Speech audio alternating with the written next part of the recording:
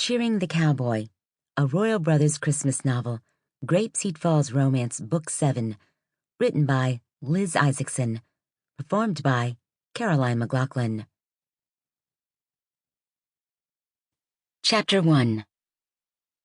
Austin Royal washed his hands with the best mechanic soap available, but the faint black lines of grease never really left his skin.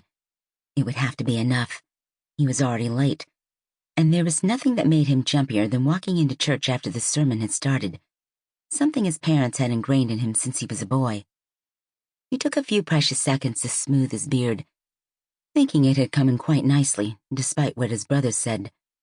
Then he swiped his cowboy hat from the dresser in his bedroom and headed downstairs. He shared the homestead with his oldest brother Shane and his wife Robin.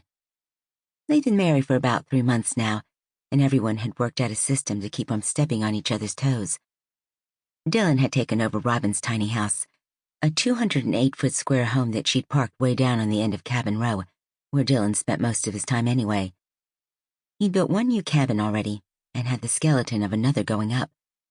He worked with the cattle on the ranch the brothers had bought 6 months ago, and he was halfway through remodeling the home Austin would eventually move into.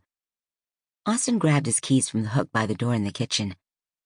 "Going to church," he called, not really sure where everyone else was at the moment. Someone yelled back to him, and he skipped down the few steps in the garage to one of the trucks they owned. He was happier than he'd ever been since being forced to leave his family's ranch just outside of San Antonio. He just celebrated his 33rd birthday. By all accounts, Austin should be laughing while he counted his blessings. But a vein of anger existed in him he didn't know how to deal with. Always there, always just seething right below the surface.